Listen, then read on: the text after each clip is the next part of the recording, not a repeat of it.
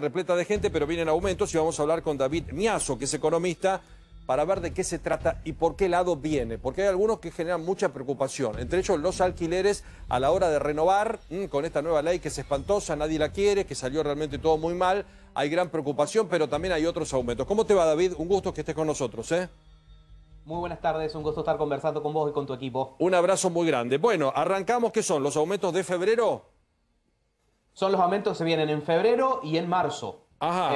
Como bien vos decías, alquileres que se vienen renovando a un ritmo entre el 50 y el 51%. Los alquileres que se renovaron en diciembre, Sí. en enero, los de febrero, todos con renovaciones de cerca del 50%. Recordemos que esto es ya porque entró hace más de un año la ley en vigencia, entonces todos los que tenían contratos nuevos, los alquileres estuvieron fijos durante un año y después de ese año se actualizan mitad inflación, mitad variación de los salarios. Qué duro, ¿no? Por eso terminaron en estos números de cerca del 51%. Mira, yo charlaba con gente especializada en Radio de la Red, donde estamos todas las mañanas muy temprano, y nos decían, también hay que entender al propietario, David, porque el propietario vive con esa misma inflación. Claro. Y tiene una inversión tal vez de 80, 100 mil dólares y lo que cubre de alquiler no vive con eso. No es que, bueno, listo, tengo un departamento, lo alquilo y vivo de ese departamento. Se le hace muy complicado también, ¿no? Claro.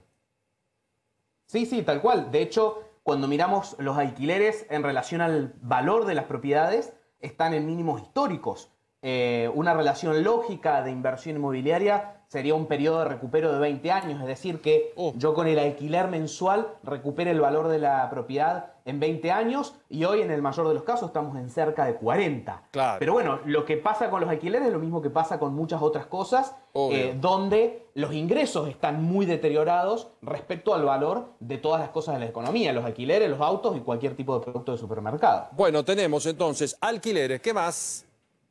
Bueno, después los combustibles, todavía no tenemos noticias específicas, pero mientras que el año pasado hubo 50,9% de inflación, los combustibles desde marzo a abril no se movieron más.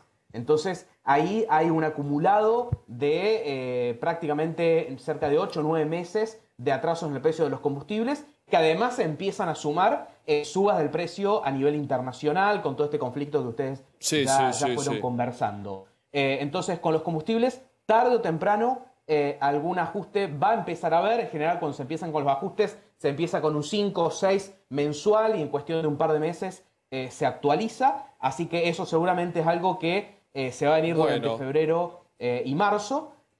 Así que bueno, y después las tarifas de los servicios públicos que están congeladas desde el año 2019, que prácticamente no se tocan, y por lo que se ha venido hablando en las audiencias públicas, estaríamos hablando de actualizaciones en torno al 47%, que recordemos que ni siquiera van a alcanzar a pagar la inflación del año pasado, a recuperar la inflación del año pasado, pero bueno, tengamos en cuenta que en el tema tarifas, por el lado de lo que ustedes también venían discutiendo, FMI, etcétera, es uno de los principales agujeros del gasto público. El 16% de lo que gastó el Estado, la Administración Nacional el año pasado fueron subsidios económicos. Exacto, que también incluye el transporte. Colegio, me dicen, empiezan las clases y los padres ahí tienen que poner un poquito más, ¿no? Los que van a un privado.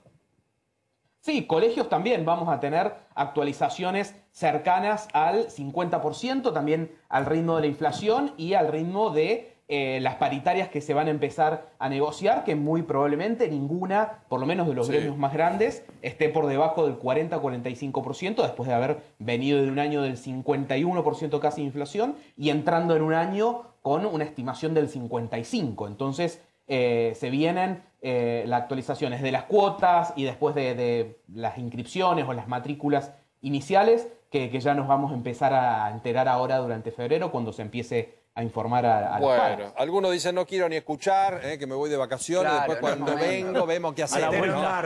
Después me entero, que el año empieza en marzo, formalmente empieza todo por ahí. Pero nosotros lo vamos anticipando. David, querido, un abrazo grande, gracias por atendernos.